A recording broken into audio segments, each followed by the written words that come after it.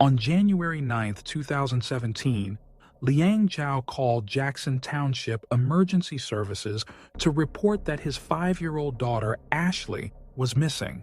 He told the dispatchers that the girl had been sleeping in the back of the family restaurant and that he had not seen her since 3 or 4 o'clock in the afternoon. The father was quickly corrected by his wife, who was possibly audible in the background. She claimed that she had last seen Ashley at 5 o'clock in the evening. Liang was concerned that the girl might have gone out through the back door, but in reality, something far more sinister had happened to his daughter.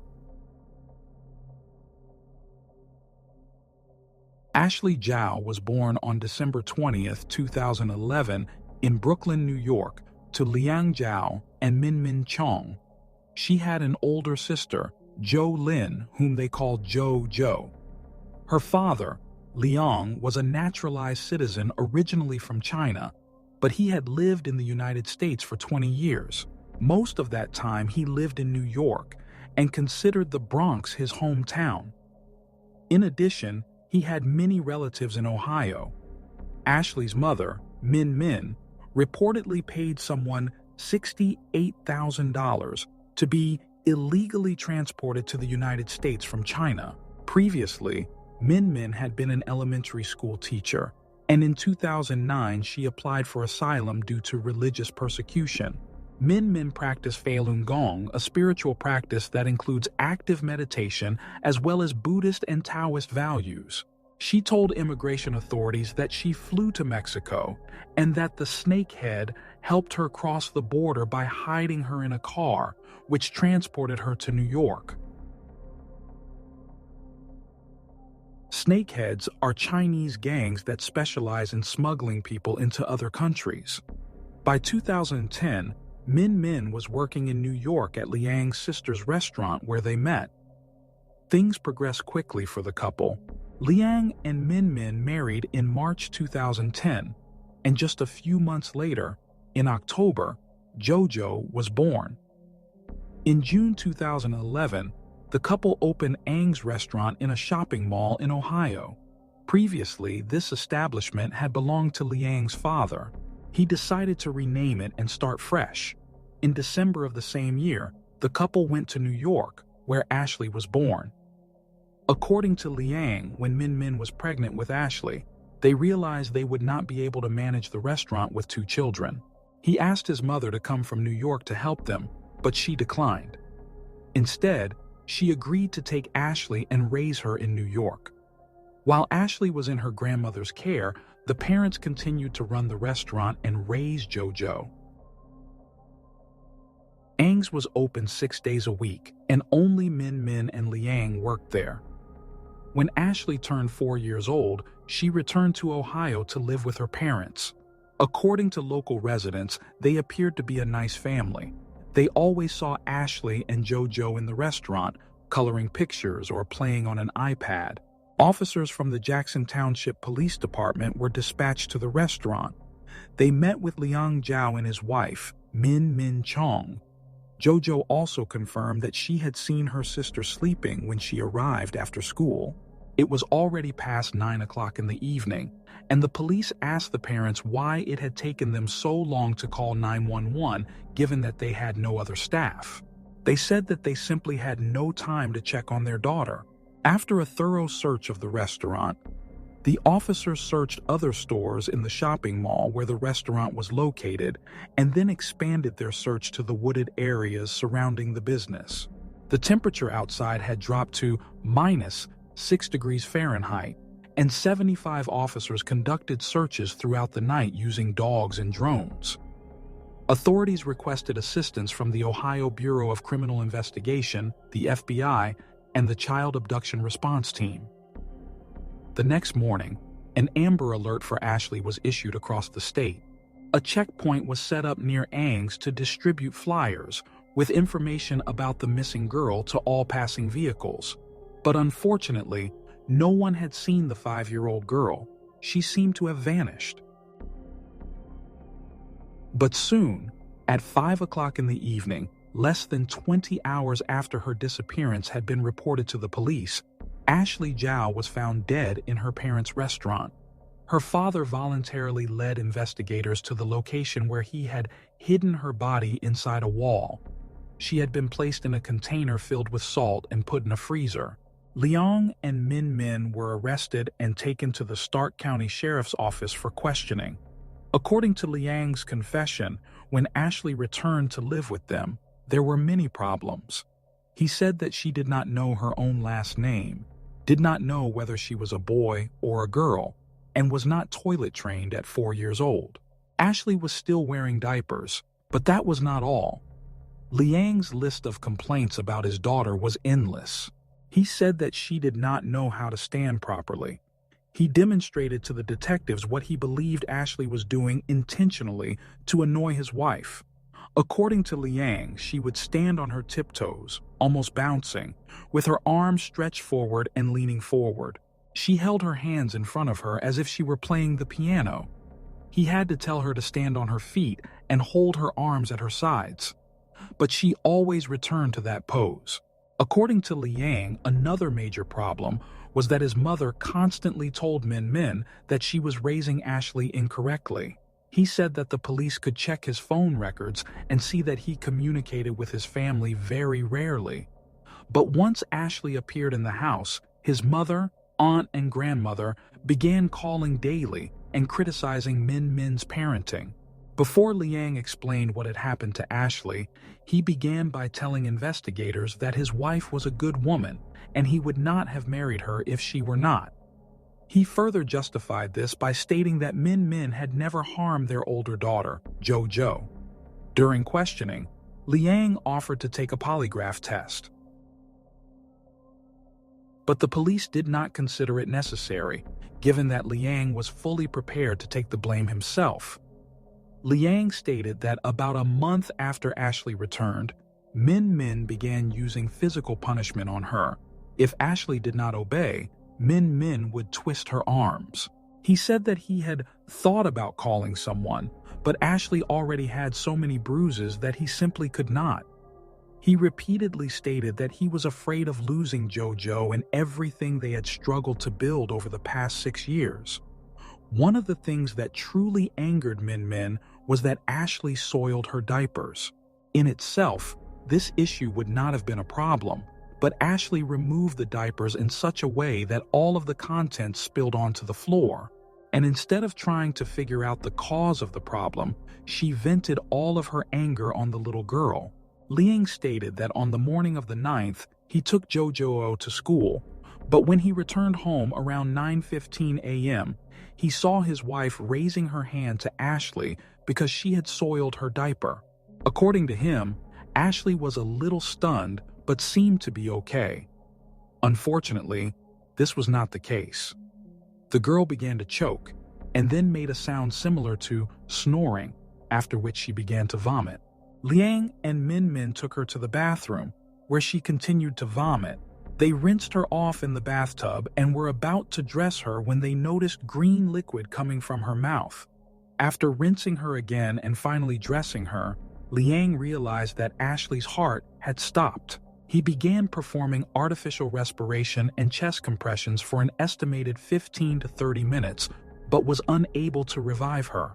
By 10 o'clock in the morning, Liang and Min Min appeared in the restaurant with Ashley's lifeless body, and then they began hiding her body. Investigators asked Liang whether anyone had thought to call the police, to which an angry Liang replied that they were worried because Ashley had so many bruises that they were afraid of losing Zhao. He admitted that he had devised a plan to call 911 in order to take responsibility for Ashley's death. However, Min Min pointed out that the police would notice all the bruises and want to know why her mother had done nothing. Instead, they placed her in a car seat and took her to Ang's, where they laid her on the bed in the back of the restaurant where she usually napped during the day. He explained to the police that they wanted Zhao to see Ashley sleeping when she returned from school. They did not want Zhao to lie to the police. At 6 o'clock in the evening, while Zhao and Min Min were at the front of the restaurant, Liang carried her body up the stairs and hid it above the freezer. The panel above the freezer was always removed, and they used that space for storage. After he placed her body in a restaurant container full of salt, Liang hid his daughter as if she were an unnecessary object. Liang repeatedly stated in his interview that he regretted wasting the time of everyone involved in the investigation. He said that they had no idea that so many people would help search for Ashley. He and Min Min thought that they would simply report her missing and then be considered one of those families with a missing child. That is why Liang led investigators to Ashley's body. He felt guilty. In this interview, Liang continued to refer to his daughter as an object. When asked what they had planned to do with Ashley's body, he replied that they were not sure. They considered 3 options, but none of them seemed suitable. The first option was to throw Ashley into the ocean, but he said the tide would carry her back to shore. The second option was to bury her, but he decided that wild animals could dig her up and she would be found.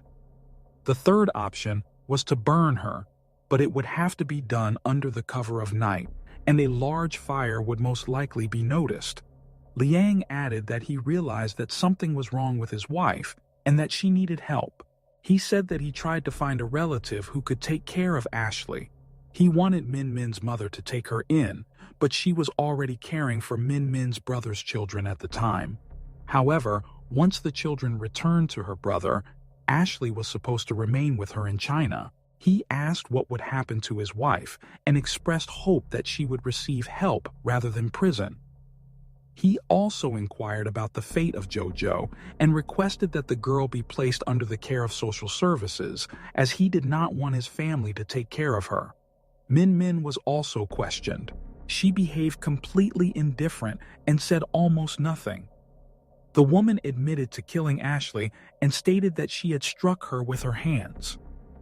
"You know, bad things make me angry, and I cannot control myself," she said. When investigators asked her why she was not crying after what she had done to her own daughter, Min Min replied, "I have no tears left. I do not even have any water left."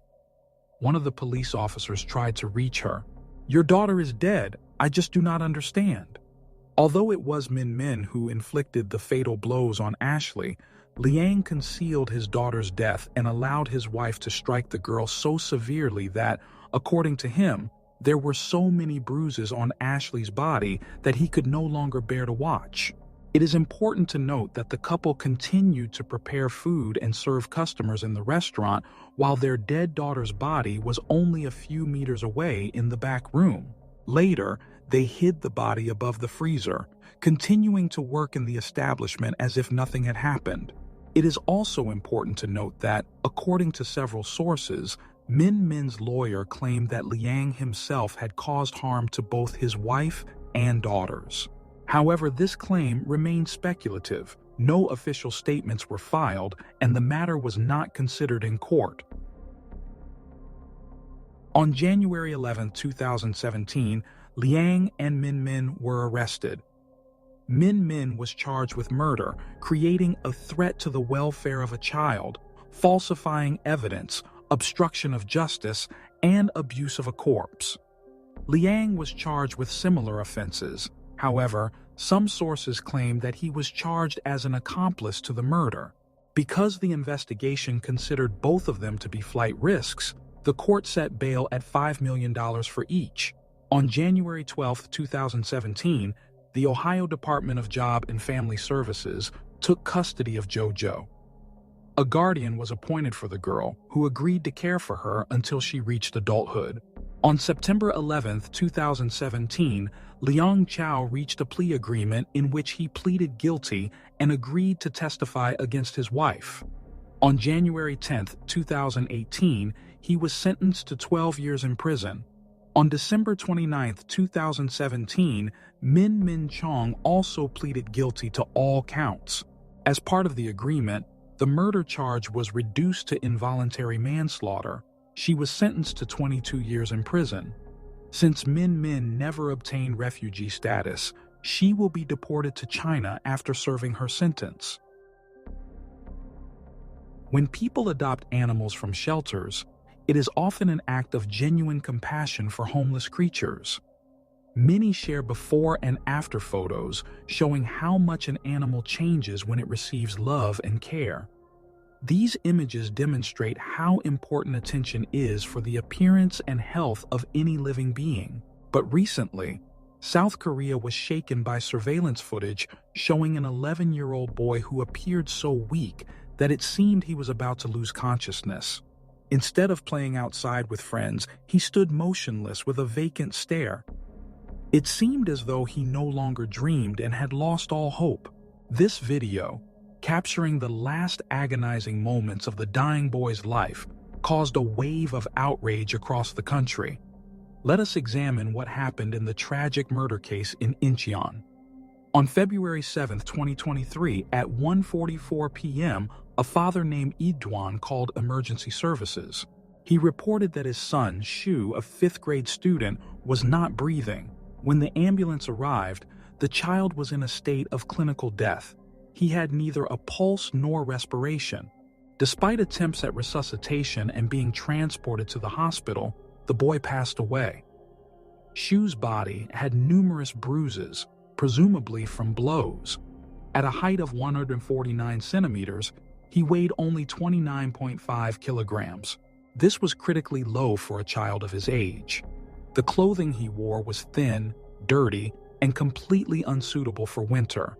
Dozens of cuts, likely inflicted by a sharp object, were found on his hips. In the genital area, there were visible injuries resembling burns, and bruises were present all over his body.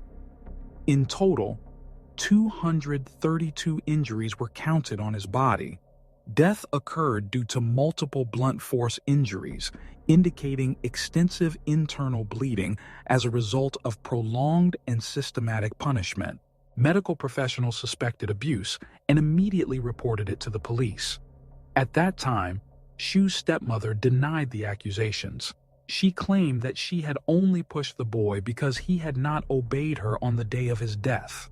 The biological father also rejected all accusations. He stated that he had not seen his son for 2 weeks and only called the police after hearing that he was unwell. Although the news agency Yonhap reported the emergency arrest of the parents, this news initially did not provoke a strong public reaction. But everything changed a month later when the case received widespread attention thanks to investigative programs on NBC and SBS. According to the first findings of the National Forensic Examination, injuries to internal organs were discovered, but the exact cause initially remained unclear. This required further investigation. On February 15th, the police reclassified the charges against the stepmother. Instead of abuse resulting in death, she was charged with abuse and murder, as it was established that the death was not accidental. On February 16th, after the case was transferred from the police to the prosecutor's office, an additional investigation was initiated. During searches and seizures, investigators uncovered 22 more instances of abuse. Among them were a pencil jab to the hip and being tied to a chair with a curtain cord. These acts of cruelty continued up to 2 days before his death. Key evidence was a home camera installed by the stepmother herself to monitor the boy's behavior. According to the police and the prosecutor's office, the stepmother, named Isujin, began abusing Shu after she experienced a miscarriage in the spring of 2022 and blamed the child for it. In late January 2023, she suffered a burn in her mouth and was unable to eat, which required medical attention. However, instead of seeking treatment, she only increased the cruelty. On February 4th, she struck Shu with an aluminum shelf support because he allegedly stole something. Then she tied him to a chair with a towel and a curtain cord. His face was covered, and his hands and feet were bound. Shu remained in this position for 16 hours. During this time, he heard screams and insults coming from a speaker. Starting at 5 a.m., he was forced to copy passages from the Bible. Later that same day, the stepmother struck him again, this time for allegedly taking pocket money from his younger sisters and brothers. After that, he was tied to the chair again for an additional 2 hours. By that point, internal bleeding had already begun. His father simply watched what was happening. On February 7th, around 1 o'clock in the afternoon, a tragic moment occurred. Xu held his stepmother's hand with both of his hands, asking for forgiveness, but she pushed him. He fell and hit his head on the floor. After some time, he died from shock caused by internal bleeding. The day before, he had been seen in the store in an extremely distressed state. He bought a drink, and the cashier remembered how strange he looked. His face was discolored, his facial features were drooping, and the expression characteristic of an ordinary child had completely disappeared. The store employee knew Xu well. When it turned out that the specific dish, kimbap, was not available, the boy went to another store to find exactly the one his stepmother had requested. Despite this, at home the stepmother yelled at him, suspecting that he had actually just been watching television. The footage then shows 3 photos. Xu first appears as a bright, cheerful boy, then increasingly exhausted, and finally as a boy whose eyes no longer hold life. Public outrage reached its peak, especially after it became known that 2 months prior to Xu's death, he had stopped attending school. His parents explained this as preparation for studying abroad in the Philippines, so no one knew what was really happening to him. His father was considered a successful entrepreneur. He worked in real estate, car sales, and interior design, and had a significant financial standing. 10 months after his divorce, he married a 42-year-old woman named Sujin. They had 2 daughters. At the time of the tragedy, the stepmother was also pregnant. Sujin had previously been married to a man from China. In May 2018, they divorced due to domestic violence and infidelity. As part of the divorce, she granted custody of the child to her former husband. Xu's biological mother, Tanya, believed that, despite the tense relationship with her ex-husband, he was a kind and caring father. Therefore, she had no doubt that he would be able to raise his son well. However, he did not fulfill his promise to allow her to see the child regularly. Despite numerous requests, she only saw Xu twice. As a result, she filed a petition to modify custody because the father was violating her right to visit her son. When Sujin learned that the biological mother had filed a custody modification petition, she told her that the boy allegedly considered her the best person in the world and that meeting his real mother could confuse him. She persuaded the woman to wait until the court proceedings were concluded. Ultimately, the mother withdrew the petition. But 2 years later, tired of waiting, she decided to visit her son herself. This happened in May 2022. She came to Xu's school. However, the boy immediately called home and informed the stepmother. Following her instructions, he refused to speak to his mother. 9 months later, she learned that her son had died. Later, it was discovered that Xu had left notes expressing how much he missed his mother. On that day, her friend advised her to simply take the child with her, but the stepmother prevented this. Sujin was actively involved in church life and at the same time was obsessed with her image. She considered herself deeply religious, served as a deacon, and participated in volunteer trips abroad. But as it later turned out, her charity work was more of a means of self-assertion. People who had known her since youth reported that she often lied, especially when she tried to give the impression of being wealthy. Under Sujin's influence, her husband underwent plastic surgery. Both were heavily focused on appearance and on how they were perceived by others. Experts suggested that the fear of ruining the image of a perfect family was one of the reasons Sujin prohibited the biological mother from interacting with her child. She wanted to show others that she was an exemplary wife and mother. It was important for her to appear as a caring woman who was even raising a child she did not give birth to. To maintain this image, she staged family photo sessions with Xu and boasted that she had sent him to study abroad in Berkeley. However, in everyday life, she clearly discriminated against the boy.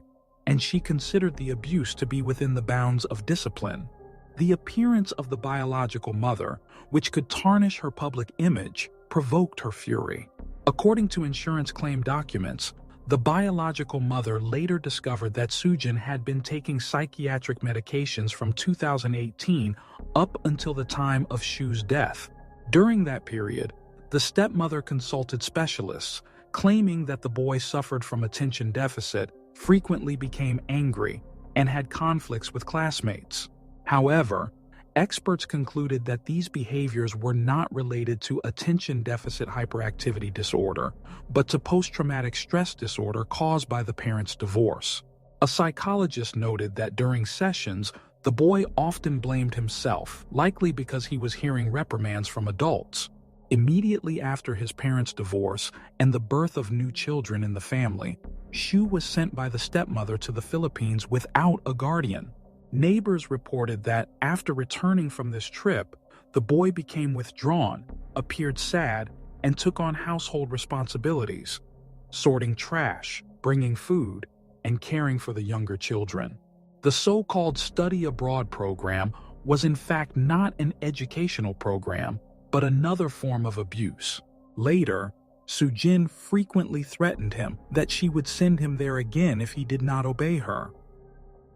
Some experts suggested that Sujin's decision to take custody of Shu may have been motivated not only by her image, but also by financial reasons, such as government child benefits and payments for large families. Psychiatrists also noted signs of a severe personality disorder with narcissistic traits.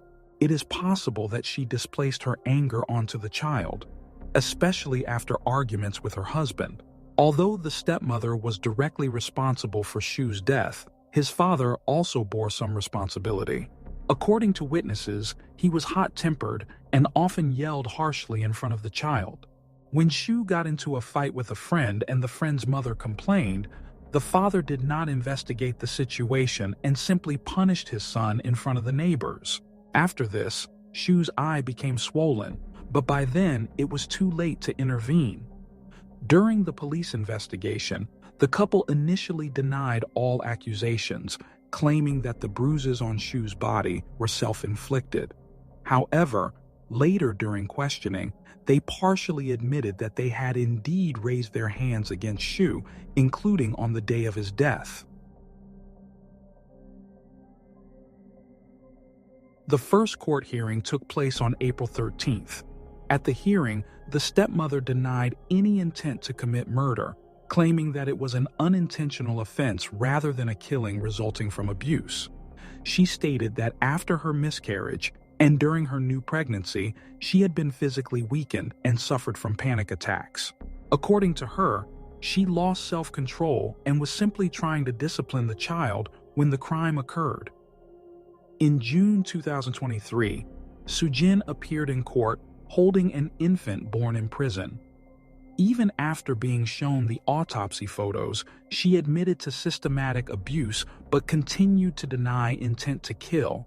She claimed that she did not want to kill Shu and could not have foreseen his death.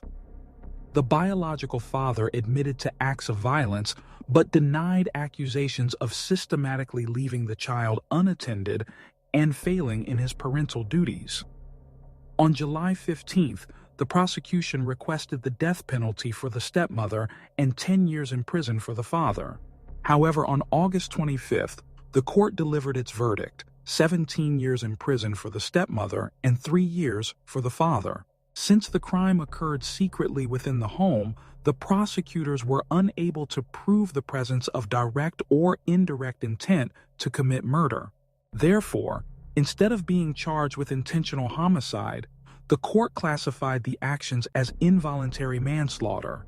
The father insisted that he had not seen his son for 1 or 2 weeks prior to the tragedy and tried to shift all responsibility onto his wife. However, forensic examination showed that most of the injuries and bruises occurred during that period, indicating his complicity in the abuse. When the biological mother tearfully requested that the court impose a harsher punishment, the stepmother, on the contrary, appealed to her church for leniency. Yet none of the parishioners dared to support her. This tragedy highlighted the critical importance of a reliable child protection system. Even if a child lives with one parent or in a new family, the state must ensure their safety. The lack of reports of suspected abuse due to insufficient evidence, along with restrictions preventing parents without custody rights from seeing their children, were key factors that led to this tragic outcome. Had the biological mother been able to regularly see her son, Shu's fate might have turned out very differently.